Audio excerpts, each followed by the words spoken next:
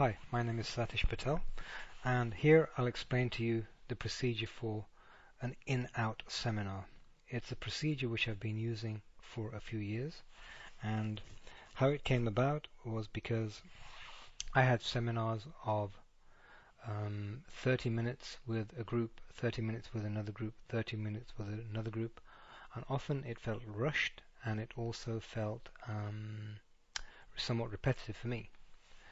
So in-out seminars can be used, I think, quite effectively for the following reasons: for testing and learning, and for teaching.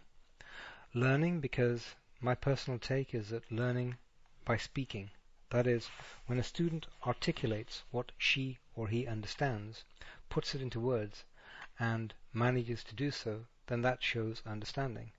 And if the person cannot articulate it, then there's some kind of gap.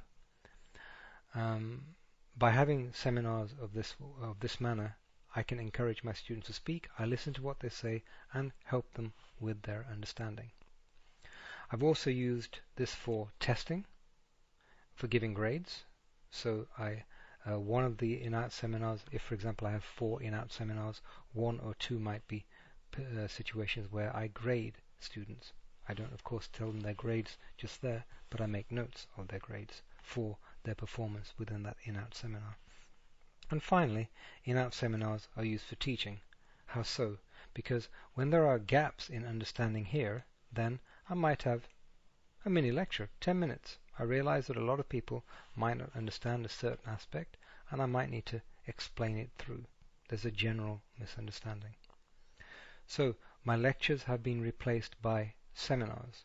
Instead, my lectures are video tutorials beforehand. Here's how the in-out seminar group works. This here is me, just there, and in the middle I have group A here, and group B is in orange, and group C is the beige color here. So the seminar is for 90 minutes, for example, and we might be discussing chapters 1, 2, and 3 in the book that we're using. Now, groups A, B, and C, they have to prepare for all 3 chapters, and when they come to the seminar, they don't know which group is going to start. So it could have just as well have been group B that I started off with, or group C. And so nobody can strategically read just one chapter or the other. Then this is the in-group, and my students may have notes with them, and usually I allow a few minutes for everybody to look at their notes, so it's not a memory test. And then we begin to speak. I might ask a person here to begin to discuss one of the questions, and then I might ask this person here to comment or add more. Perhaps this person here on the outside raises their hand and wants to say something, and that's okay. They can contribute something as well. So the people on the out group, that's here in the out group, they are active listeners. Sometimes I might pose a question to somebody in the out group. After a while, 30 minutes or so, then group A go to the out group, and I invite group C to come in. And then with group C I might talk about chapter 2, and we follow the same procedure. Here's an example. There are some students here, and this person here, and this person here, and this person you can't see, they're on the out group. This person is on the out group, and we have this person and this person and this person and one other person and me with the in-group. And that's my telephone there with a timer saying in 30 minutes that I'll change the group. And here's another photograph from another angle, and you see there are people on the outside group here.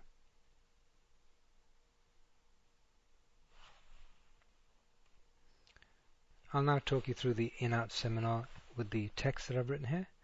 And during this in-out seminar, what is the aim? Well, the aim is that students get to articulate understanding of a subject, and articulating what you think you know results in greater understanding, as I see it. I insist that the seminars are obligatory, and if you're deemed to not successfully pass a seminar, then maybe you have to have an individual sols tentor as compensation. And unsuccessful participation means not being adequately read, or not being adequately able to explain yourself too often. If somebody doesn't answer a question, it doesn't mean that they fail. Usually, if they freeze, I ask somebody else, and then the person who freezes unfreezes and usually can contribute to the conversation. However, I usually find it's very clear to find out whether a person has actually read the text and is prepared or not. And as I've written here, that the students can have notes and things with them. It's not a memory test. And this is a procedure, 90 to 100 minutes, 15 to 20 students. Group A is the in-group, etc. And it explains what I've done. And here's my rationale. The seminars are held in this format because it provides more time for revision for all the students, more opportunity for discussion, and greater possibility for self-assessment as well as assessment for me. So, I hope you found this useful. Good luck, and try using the in-out seminars.